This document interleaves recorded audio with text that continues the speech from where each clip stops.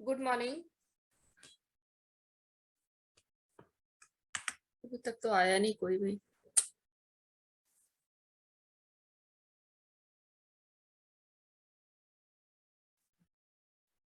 Hello, मेरी आवाज आ रही है आप लोगों को? Yes ma'am.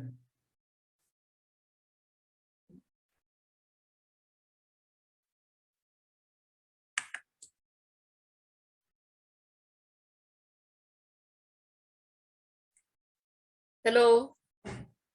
मेरी आवाज अच्छा रहा क्या? मैम आ रही है। हेलो। यस मैम आ रही है आवाज। अच्छा, ठीक है।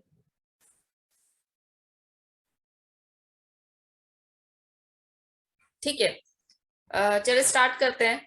टॉपिक था हमारा जेएसपी इम्प्लिसिट ऑब्जेक्ट। इसमें एक रिक्वेस्ट को हमने करके देख लिया था। ठीक है, रिक्वेस्ट का प्रोग्राम हमने बनाकर देख लिया था। बाकी 8 ऑब्जेक्ट्स हमारे अभी रहते थे। चलिए स्टार्ट करते हैं। जेएसपी इम्प्लिसिट ऑब्जेक्ट वो होता है जब जावा में जेएसपी में अपने आप ऑब्जेक्ट पहले से ही बने हुए हैं, हमें सिर्फ उसको यूज करना होता है। ठीक है, यह ऑब्जेक्ट पहले से ही बने हुए हैं और ऐसे 9 ऑब्जेक्ट है जिन्हें हमें बहुत जरूरत पड़ती है, जिनकी बार बार जरूरत पड़ती है, तो वो पहले से ही बने हुए हैं, हमें बनाने की जरूरत नहीं पड़ती। सी जावा है, बिना ऑब्जेक्ट बनाए यह काम नहीं चलता है जावा में। लेकिन जेएसपी को इजी करने के लिए ऑब्जेक्ट्स पहले से ही बना दिए गए हैं और आप उसको सिर्फ डायरेक्ट यूज करते हैं और उस पर काम करते हैं। ठीक है, लेकिन यहाँ पर लिस्ट लिखी हुई है और ऐसे ही ऑब्जेक्ट को हम लोग इम्प्लिसिट ऑब्जेक्ट या प्री डिफाइंड वेरिएबल्स कहते हैं। यहाँ लिस्ट लिखी हुई है, देखिए। ये रही, ये ब्लू पेन से जो लिखे ये ऑब्जेक्ट्स है और ये साथ साथ जो लिखे हुए ये बता रखा है कि ये किस इंटरफेस या किस क्लास के ऑब्जेक्ट है। मतलब पहले से ही बने हुए हैं तो किस क्लास के ऑब्जेक्ट बने हुए हैं या किस इंटरफेस के ऑब्जेक्ट बने हुए हैं। इंटरफेस और क्लास में जावा में डिफरेंस हम लोगों ने पढ़ रखा है। जावा में जब हमने पढ़ी थी तब हम लोगों ने इंटरफेस और क्लास दोनों पढ़ा था, है ना। तो कौन सा ऑब्जेक्ट किस इंटरफेस का है या किस क्लास का है वो भी पता होना चाहिए ऑब्वियसली। ठीक है, और ये सारे 9 ऑब्जेक्ट्स का क्या काम है वो भी हमें पता होना चाहिए। तो पहले हम लोगों ने देख लिया रिक्वेस्ट। लास्ट क्लास जो हमारी हुई थी उसमें हम लोगों ने रिक्वेस्ट देख लिया। रिक्वेस्ट कब यूज होता है? रिक्वेस्ट डॉट गेट पैरामीटर के साथ यूज होता है। इसके साथ देखिए, ठीक है। ये यूजर से डेटा लेगा, मतलब एचटीएमएल फाइल में आप डेटा देंगे ना, उसी डेटा को ये जावा में कन्वर्ट कर देगा। ठीक है, ये जावा में रिट्रीव करने के या प्रिंट कराने के काम आता है पहले। ठीक है, रिट्रीव करेगा उसके बाद प्रिंट कराएगा, तो उसके लिए ये यूज होता है।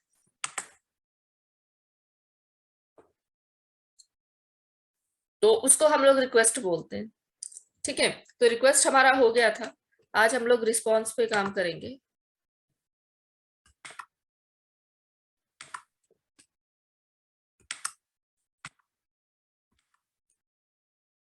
रिस्पॉन्स है यहाँ पे लिखा हुआ, नेक्स्ट। एक मिनट, ठीक है, दिख रहा है। रिस्पॉन्स क्या करता है? कुकीज वगैरह के प्रोग्राम करेंगे उसमें भी ये यूज होगा। ठीक है, और एक सेंड रीडायरेक्ट करके एक मेथड होता है, उसमें भी ये काम करता है कि रिस्पॉन्स यानी कि आउटपुट को, जो भी मतलब इंफॉर्मेशन आ रही है उसको इस पर्टिकुलर पेज पे जो लोकेशन आप देंगे वहां ले जाकर छोड़ देगा। Response is a process to responding against its request. जैसे रिक्वेस्ट आएगी उसके अकॉर्डिंग वो आउटपुट दिखाएगा। होता है ना एचटीटीपी रिक्वेस्ट और एचटीटीपी रिस्पॉन्स, तो वही रिस्पॉन्स है ये। Response is a process to responding against its request using response object reply is sent back to the client browser. ठीक है, रिस्पॉन्स की ऑब्जेक्ट के थ्रू यानी इसके थ्रू हम लोग आउटपुट को ब्राउजर पर वापस भेजते हैं। से हम लोग पहले भी पढ़ चुके हैं क्लाइंट सर्वर आर्किटेक्चर क्या होता है। तो ये एक क्लाइंट है, ये एक सर्वर है, ये क्लाइंट होता है और ये सर्वर होता है। ठीक है, तो क्लाइंट ने रिक्वेस्ट करता है, ये था एचटीटीपी रिक्वेस्ट वाला रिक्वेस्ट।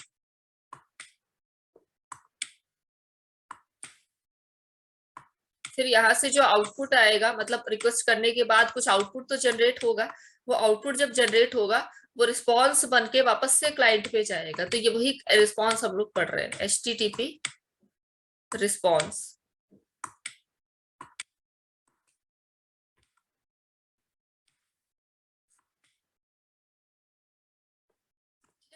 तो यही रिस्पॉन्स दिखा रखा है उसमें, जो ऑब्जेक्ट बना है रिस्पॉन्स, कि ये सर्वर से डेटा को क्लाइंट पर वापस भेजता है, जो भी रिस्पॉन्स निकलता है, यानी कि जो भी आउटपुट निकलता है उसको वापस से बैक कर देता है क्लाइंट पर। तो ये लिखा हुआ देखिए, using response object reply is sent back to the client browser, client पर वापस चला जाता है। ठीक है, एक एग्जांपल यहाँ पर दे रखा है, सेंड रीडायरेक्ट। सेंड रीडायरेक्ट का मतलब होता है, जिसे हम लोगों ने इंक्लूड और फॉरवर्ड में फॉरवर्ड पढ़ा था कि कंट्रोल वो आगे पेज पे फॉरवर्ड कर देता है, सेंड रीडायरेक्ट भी वही सेम काम करता है। ठीक है, जिस भी पेज पे आप कंट्रोल को सेंड करना चाहते हैं, ये रिस्पॉन्स डॉट सेंड रीडायरेक्ट उस पेज पे कंट्रोल को सेंड कर देता है। ठीक है, तो ये कुछ इस तरीके से ही काम करता है। और ये होता किसमें है, ये भी लिस्ट लिखी हुई है देखिए, HTTP सर्वलेट रिस्पॉन्स इंटरफेस के अंदर ये होता है रिस्पॉन्स ऑब्जेक्ट। ठीक है, तो ठीक है, इसका एक प्रोग्राम बनाते हैं।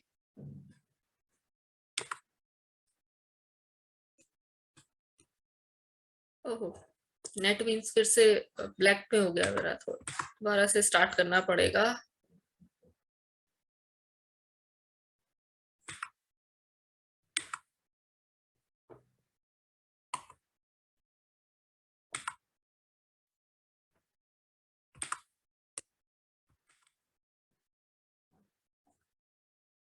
मैं नेटबीन्स स्टार्ट कर रही हूँ फिर से, ताकि हम रिस्पॉन्स पे प्रोग्राम बना सके।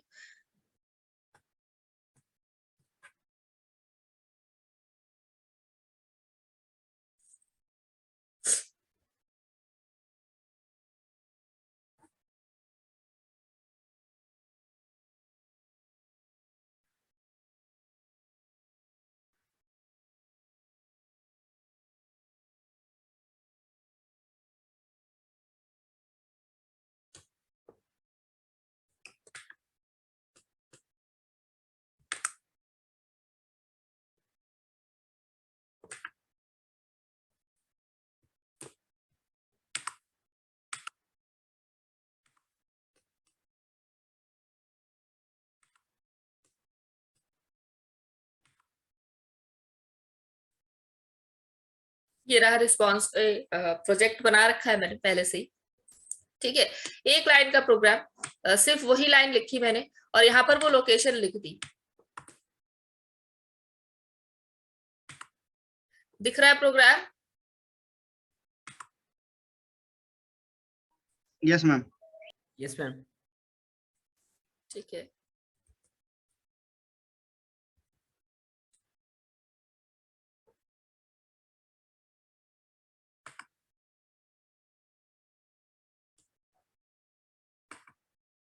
अभी तो स्कैन हो रहा है प्रोजेक्ट, थोड़ा सा टाइम लगता है।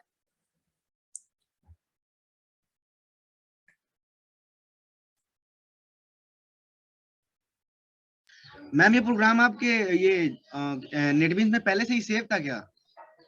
अरे बना रखा है ना, कितनी बार तो पढ़ा रखा है इस चीज को। हाँ। तो बना रखा है पहले से, पुराने प्रोजेक्ट खोले हैं मैंने, जो नहीं होते हैं वो बना देती हूँ, जो है ऑलरेडी उसको क्या बनाना फिर से। ठीक है, तो ये है आपका रिस्पॉन्स डॉट सेंड रीडायरेक्ट, बिल्कुल फॉरवर्ड की तरीके से है। इंक्लूड और फॉरवर्ड अगर याद हो एक्शन टैग का, तो फॉरवर्ड हम लगाते थे। ठीक है, और फॉरवर्ड में फॉरवर्ड लिखा और पेज लिखा, ऐसे लिखते थे ना,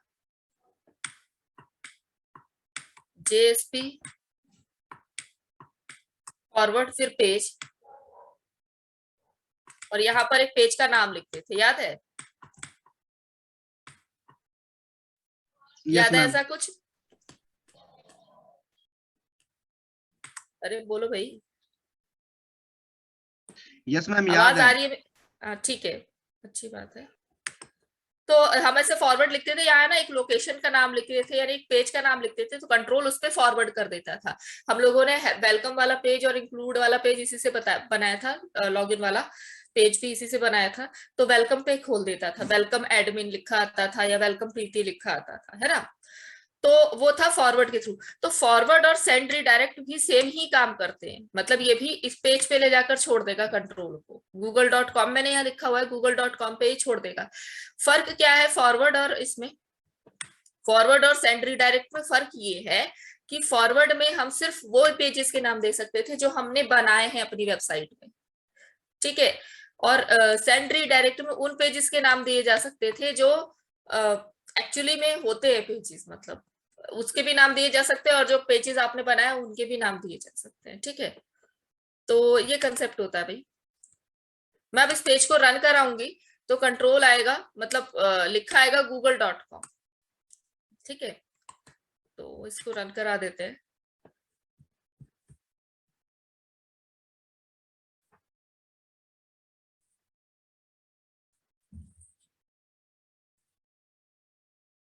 और अभी फॉरवर्ड और सेंड रीडायरेक्ट का फर्क भी दिखा देंगे एक बार, कि जो पेज रन होता है उसी पेज का आउटपुट, मतलब यूआरएल ऊपर दिखाई दे रहा होता है।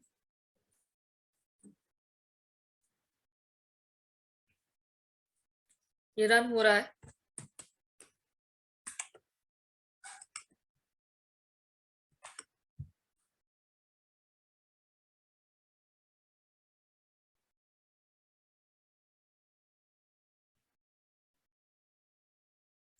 ये देखिए,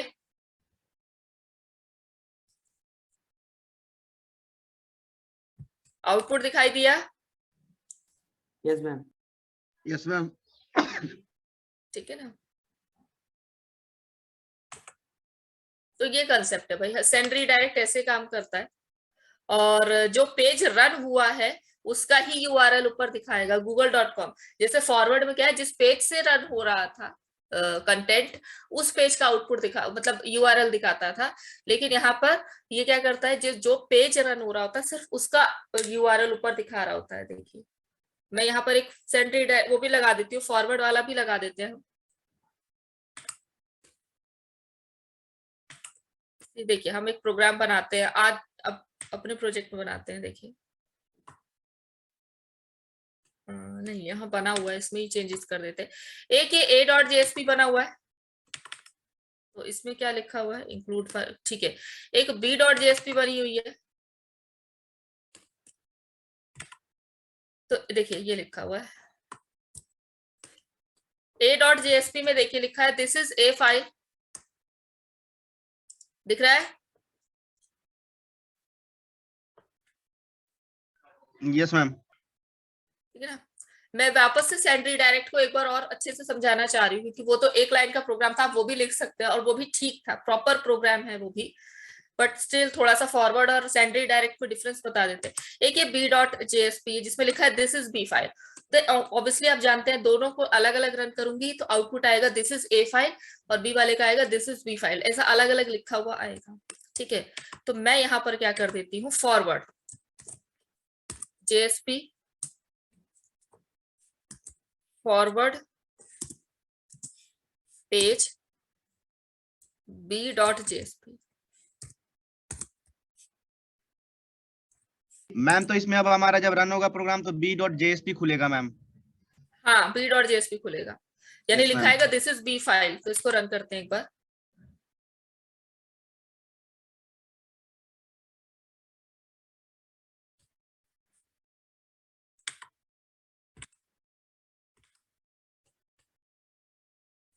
क्या लिखा आ रहा है, फॉरवर्ड हो गया बी पे, है ना। Yes ma'am. ठीक है, फॉरवर्ड हो गया बी पे, और लेकिन यूआरएल देखिए क्या लिखा आ रहा है, यस मैम a.jsp आ रहा है, तो मैम ये इसलिए आ रहा है ना क्योंकि हम तो रन तो a.jsp ए को कर फाइल रहे हैं से मैम। कर रहे हैं रन, हाँ बिल्कुल हाँ ठीक है। उसके थ्रू bsp को मतलब हम पे जा रहे हैं मैम, फॉरवर्ड के हाँ थ्रू। ठीक है, ये बिल्कुल ठीक कहा आपने। अब इसी को आप सेंड डायरेक्ट के थ्रू करते हैं। अरे तो इसको ना मैं कमेंट कर देती हूँ, कमेंट जेएसपी में ऐसे करते हैं, ये वाली लाइन कमेंट हो गई, ठीक है। अब नीचे मैं सेंड रीडायरेक्ट लगाती हूँ, यानी मैंने किया रिस्पॉन्स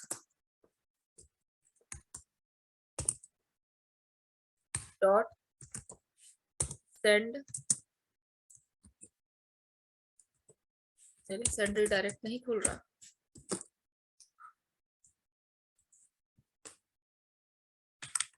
पूरा उठाना पड़ेगा।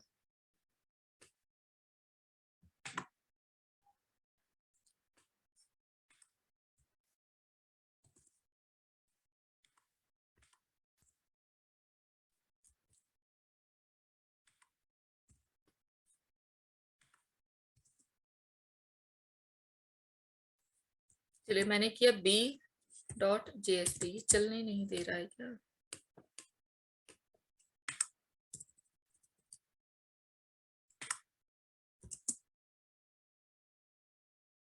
ठीक है, मैंने किया b डॉट जेएसपी, फिर मैं इसको रन कराती हूँ।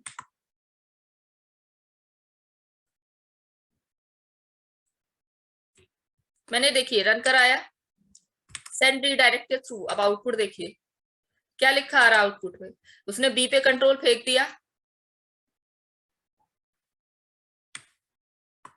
दिख रहा है आउटपुट? एक मिनट में देख लूं, हाँ ठीक है, दिख Clear है रहा है मैम? आउटपुट। Yes, ma'am. और यूआरएल देखिए क्या है, b.jsp. ये फर्क है भाई दोनों में, फॉरवर्ड और सेंड रीडायरेक्ट। फर्क समझ में आया? Yes, ma'am. फर्क ये है कि अगर फॉरवर्ड से करते हैं, ये देखो ये पिछला पेज में खोलती हूँ, अगर हम फॉरवर्ड से करते हैं इसको, तो फॉरवर्ड में a डॉट जेएसपी यानी जिस पेज से रन हुआ है वही पेज का यूआरएल दिखाएगा। लेकिन सेंड रीडायरेक्ट से जब हम काम करते हैं तो वो क्या करता है, पिछली जो डेटा होता है उसको मेमोरी से हटा देता है, मतलब मेमोरी क्लीन कर देता है और करंट डेटा पे काम करता है, करंट पेज पे काम करता है। तो बी का आउटपुट दिखा रहा है तो बी का ही नाम दिखाएगा। ये फर्क है सेंड रीडायरेक्ट और फॉरवर्ड। ठीक है, मतलब पीछे का डेटा डिलीट करते हुए आएगा वो और करंट डेटा पे काम करेगा सेंड रीडायरेक्ट। क्लियर है मैम?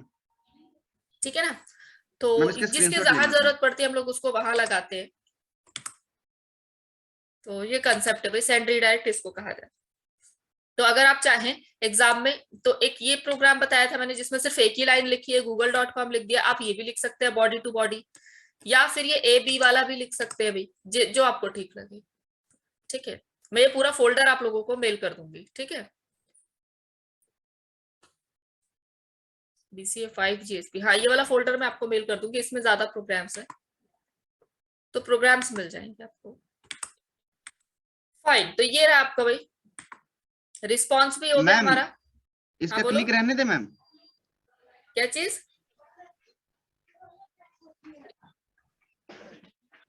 मैम क्लिक मैं बोल करना रहा था पूछ कि इसका रहे? क्लिक भी रहने दे, फोटो ना ले मैम। नहीं, मैं मेल कर दूंगी, पूरा प्रोजेक्ट ही मेल कर दूंगी आप लोगों को। ओके ठीक है, मैम। उसको खोल के देख लेना, उसमें सारी चीजें होंगी। तो रिस्पॉन्स भी हो गया हमारा और समझ भी आ गया कैसे काम करता है भाई। काम फॉरवर्ड की तरीके से ही करता है, बस पिछले डेटा को ही डिलीट कर देता है मेमोरी से, करंट डेटा पे काम करता है। और फॉरवर्ड क्या है, पिछला डेटा भी साथ में लेके चलता है। ठीक है, नेक्स्ट आते हैं आउट। ये भी ऑब्जेक्ट है। आउट क्या करता है, कुछ प्रिंट कराना हो मैसेज को, ठीक है, तो उसके साथ ये काम करता है, माने आउटपुट स्ट्रीम पे काम करता है। ठीक है, जैसे हम लोग वहां नहीं लिखते थे system dot out dot println Java में, प्रिंटलन। ऐसे यहाँ लिखते हैं आउट, वही आउट ऑब्जेक्ट यहाँ यूज होता है। लेकिन ये वाला आउट कहाँ किसका होता है, ये लिखा हुआ है, किस क्लास का होता है ये लिखा हुआ है, जेएसपी राइटर क्लास का होता है। आउट ऑब्जेक्ट जो है वो जेएसपी राइटर क्लास का होता है।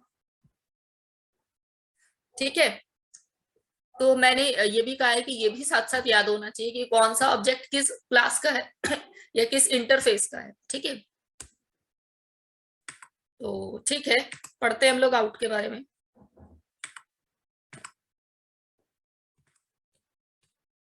ये रहा, out is use to send content in a response.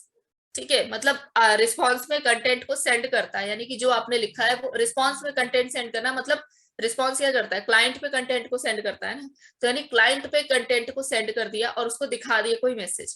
JSP expression is automatically placed in output stream, तो ये आउटपुट स्ट्रीम का काम करता है, बस कुछ नहीं। आउट डॉट प्रिंटलन यही यूज होता है इसका, और जो आपको लिखना है आप लिख सकते हैं। मतलब कोई मैसेज अगर प्रिंट कराना है आपको, किसी वेरिएबल की वैल्यू अगर आपको दिखानी है तो आउट डॉट प्रिंट काम करता है।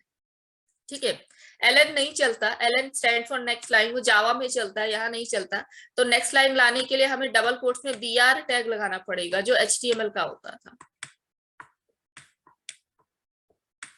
ऐसे प्रिंट के बाद ऐसे आउट डॉट प्रिंट और डबल कोट्स में टैग लगा के br टैग लिखेंगे। ठीक है, तो इसमें स्टेप एलन बना नहीं देते हैं चाहिए। एक प्रोग्राम, और बना होगा तो अच्छी बात है। मैम ये एलन नहीं होगा यहाँ पर। नहीं, एलन नहीं होगा, एलन काम नहीं करता ना, लिखने का क्या फायदा, एलन जावा में काम करता है। ठीक है, अगर आउट से रिलेटेड कोई बना रखा है, आउट डेमो ये लिखा तो है, ये रहा देखिए।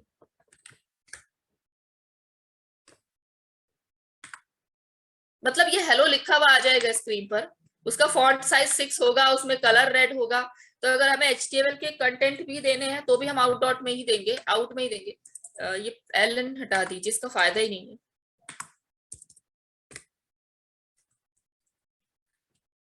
ठीक है, बस कुछ नहीं, स्क्रीन पर कुछ प्रिंट कराने का काम करता है। तो जैसे सी में प्रिंट एफ करता था, C++ में सी आउट करता था, सी आउट या सी इन होता है, सी आउट होता था। और इसमें जावा में system dot out dot println करता है। ठीक है, हेलो मैम। जैसे पाई इस तरीके से। हाँ जी बोलिए। मैम बोल रहा हूँ, तो ये आपने यहाँ पे फंट फिर साइज 6 और कलर रेड दिया मैम, इससे कोई फर्क नहीं पड़ेगा ना मैम? ये तो बस स्टाइल नहीं होगा ना मैम? ये तो सिर्फ नहीं मैसेज है, देगा नहीं एक। होगा, ये स्टाइल करने के लिए ही है। हेलो का कलर आ जाएगा रेड का और उसका साइज हो जाएगा 6।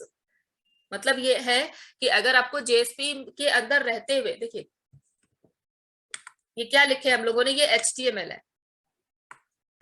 ठीक है, ये HTML है, HTML में हम लोगों ने जावा चला दिया,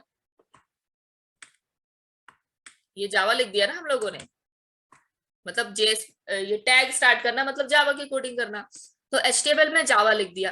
पर अब जावा में रहते हुए अगर आपको फिर से HTML की जरूरत पड़ रही है, ये देखिए HTML है ये, तो ये भी पॉसिबल है।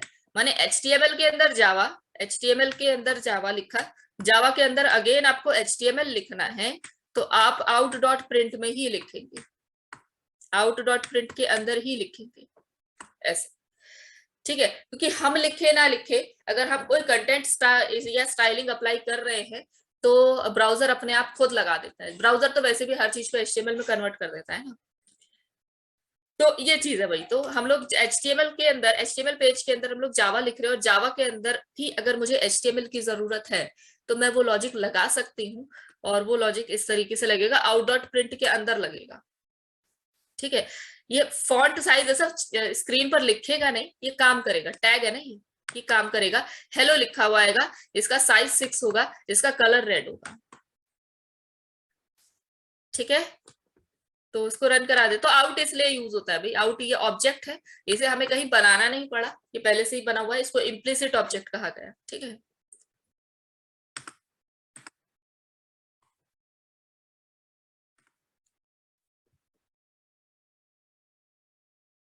रन हो रहा है, हेलो लिखा आएगा स्क्रीन पर, ये रहा देखिए।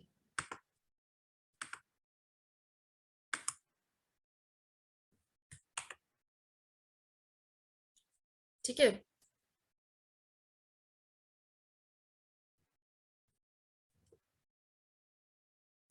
ये भाई आउटपुट इस तरीके से काम करता है, जो भी आप लिखेंगे स्क्रीन पर वो छप के आ जाएगा, या वो लिखा हुआ आ जाएगा, उसको बोलते हैं आउट। ठीक है, आ गया समझ में? Yes ma'am. चलिए ठीक है, नेक्स्ट आते हैं। तो रिस्पॉन्स भी हो गया, आउट भी हो गया। नेक्स्ट है सेशन, और ये सेशन ट्रैकिंग के लिए यूज होता है। यूजर का इंफॉर्मेशन जब सर्वर अपने पास रखता है ना, उस कंसेप्ट को हम लोग सेशन कहते हैं। तो सेशन ट्रैकिंग के लिए सेशन ऑब्जेक्ट पहले से ही बना हुआ है, और ये ऑब्जेक्ट किस क्लास का होता है, ये रहा देखिए, ये सेशन ऑब्जेक्ट जो है HTTP सेशन का होता है। HTTP सेशन इंटरफेस का ऑब्जेक्ट होता है। तो अगर हम लोग जावा में काम करते हैं या सर्वलेट में काम करते हैं तो हमें ऑब्जेक्ट बनाने की जरूरत पड़ती अलग से कि HTTP सेशन, फिर उसका ऑब्जेक्ट बनाया and something something is equals to new लिखा और ये सब। लेकिन यहाँ ना पहले से ही बना हुआ है सेशन ऑब्जेक्ट, ठीक है, हमें बनाने की जरूरत नहीं पड़ेगी क्योंकि ये इम्प्लिसिट की लिस्ट में, तो ये पहले से ही बना हुआ है सेशन ऑब्जेक्ट। और ये क्या करता है, सेशन ट्रैकिंग में ये काम करता है। सेशन को ट्रैक करने के लिए, जब सेशन ट्रैकिंग का मतलब होता है जब यूजर का रिकॉर्ड सर्वर अपने पास रखता है ना, वो तरीका सेशन ट्रैकिंग कहलाता है। वो हम पढ़ेंगे डिटेल में। सेशन ट्रैकिंग का हमारे पास पूरा पूरा देखिए दिखा है, यहाँ कहीं होगा सेशन ट्रैकिंग, ये देखिए सेशन ट्रैकिंग का पूरा कोर्स मतलब दे रखा है, इसमें सारी डिटेलिंग दे रखी है पूरा। ये देखिए HTTP सेशन इंटरफेस जो हम पढ़ रहे हैं वो यहाँ दे रखा है। तो सेशन ट्रैकिंग क्या होता है, कैसे काम करता है और किस लिए यूज होता है, वो तो जब सेशन ट्रैकिंग का टॉपिक आएगा तब हम लोग करेंगे। फिलहाल ये कि सेशन एक इम्प्लिसिट ऑब्जेक्ट होता है, ये सेशन एक इम्प्लिसिट ऑब्जेक्ट होता है और ये यूजर का इंफॉर्मेशन को ट्रैक करने का काम करता है। तो इसको हम, इसका प्रोग्राम मैं अभी नहीं दिखाऊंगी, समझ भी नहीं आएगा। जब हम लोग सेशन ट्रैकिंग करेंगे ना तब इसका प्रोग्राम समझ में आएगा कि कैसे कहाँ सेशन हम लोगों ने यूज कर लिया, ठीक है। तो इसको अभी होल्ड पे रखते हैं। सेशन ट्रैकिंग के टाइम पे ये सेशन ऑब्जेक्ट यूज हो जाएगा हमारा, ठीक है। यस मैम, क्लियर है। ठीक है ना, तो सेशन ट्रैकिंग करेंगे उसमें ये यूज करना ही पड़ेगा इसको। अभी छेड़ देंगे तो मतलब पूरा सेशन ट्रैकिंग समझाना पड़ेगा, फिर ये टॉपिक रह जाएगा हमारा। नेक्स्ट आते हैं एप्लीकेशन पर, ठीक है। एप्लीकेशन किस लिए यूज होता है, कई बार देखा होगा आप लोगों ने, कोई भी वेबसाइट जब आप खोलते हैं ना या कोई भी वेबसाइट आप यूज करते हैं तो उसमें लिखा आता है टोटल नंबर ऑफ विजिटर। कभी नोटिस किया है ऐसा चीज लिखा आ रहा है कि कितने लोगों ने इस वेबसाइट को आज विजिट किया है या कितने हिट्स मिले हैं इस वेबसाइट को, ऐसा लिखा आता है। इग्नू की वेबसाइट पे भी लिखा आता है कि सबसे नीचे लिखा आता है शायद टोटल नंबर ऑफ विजिटर, इस वेबसाइट को विजिट करने वाले कितने लोग हैं। कभी देखा है ऐसा? Yes ma'am. ठीक है, अच्छा चलिए ये नहीं देखा, लेकिन YouTube पे लाइक डिसलाइक का तो कंसेप्ट देखा, या व्यूज का कंसेप्ट तो देखा होगा, यस मैम। है ना, मैम कि वो किस देखा है हाँ बोलो। मैम, वो भी देखा है और जो आपने अभी पहले बोला मैम वो भी देखा है। जैसे मैं अगर कितने हाँ यूजर मतलब बताता है कि लॉगिन हुए हैं या मतलब कितने यूजर रजिस्टर्ड हैं इस वेबसाइट पे मैम, वो शो करता है मैम, दिखाता है मैम। हाँ हाँ हाँ, उसी की बात कर रहे हैं। या जो वीडियोस होते हैं आजकल, जो छोटे छोटे वीडियोस आ गए हैं 15-15 सेकंड के, उस पे भी व्यूज लिखा आता है, नंबर ऑफ व्यूज, कि कितने लोगों ने इसको व्यू किया हुआ है ना। तो जो व्यूज होता है, टोटल नंबर ऑफ व्यूज का कंसेप्ट, मेनली व्यूज की बात करते हैं, उसको बोलते हैं हिट्स काउंटर।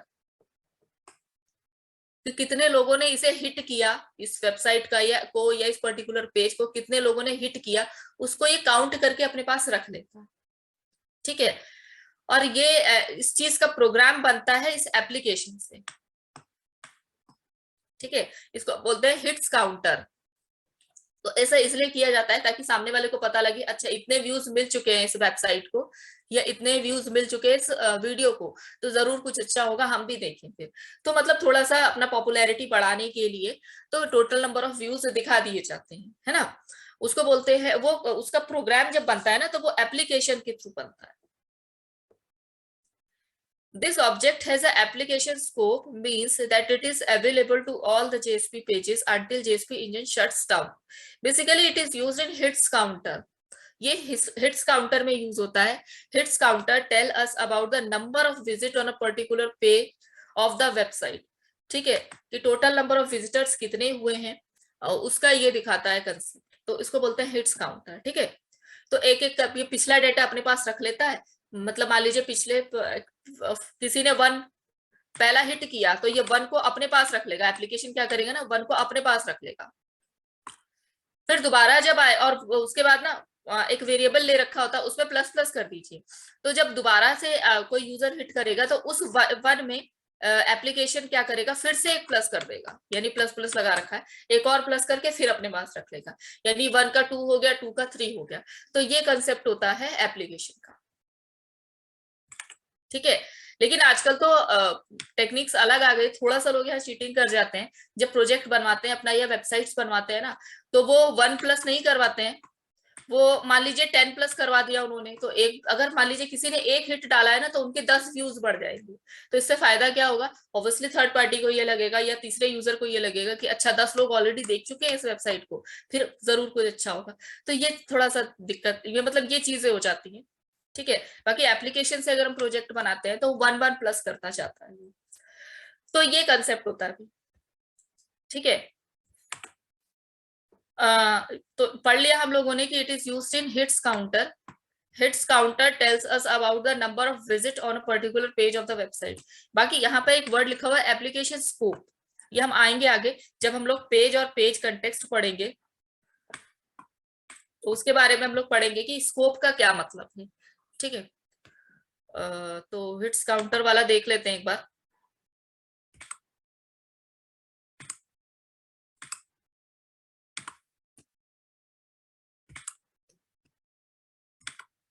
एप्लीकेशन, ये रहा एप्लीकेशन डेमो, ये रहा।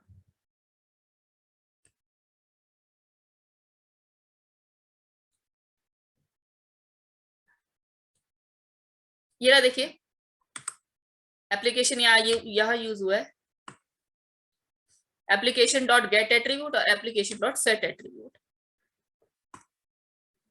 ठीक है, सेट करते टाइम एक की सेट करना होता है और एक वैल्यू सेट करना होता है, एक की सेट करना होता है, एक वैल्यू सेट करना होता है। ये वाला वैल्यू है, और यहाँ पर ना हम की वापस से देते हैं। की का मतलब हो गया कोई वेरिएबल, ये एक्स मैंने अपनी तरफ से दे दिया है, आप कुछ भी दे सकते हैं, फिर उसी को यहाँ लिखिए। ये की वापस से सेट किया गया, गेट किया गया है, गेट किया गया है की को, तो ये वैल्यू निकाल के देगा, मतलब हिट के अंदर कितने नंबर आ चुके हैं वो इसमें निकाल कर दे देगा इससे। तो इस तरीके से होता है भाई। ठीक है, तो उसको करते हैं।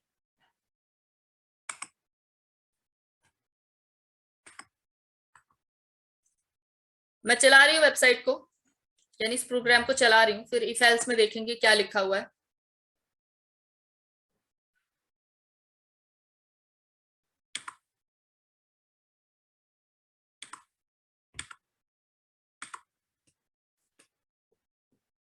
देखिए लिखा आ रहा है welcome, total number of visit 1।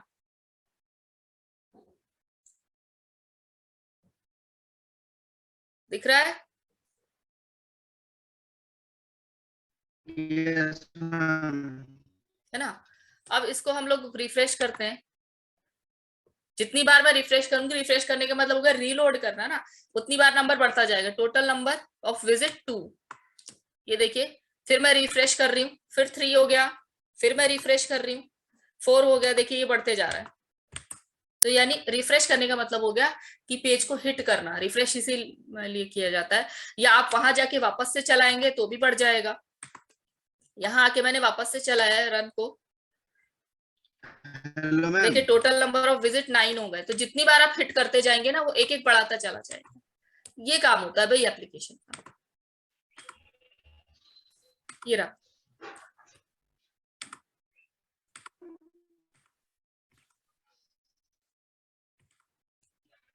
ठीक है, ये रहा प्रोग्राम। थोड़ा सा स्पेस दे देती हूँ यहाँ पे। Hello ma'am. हाँ जी बोलिए।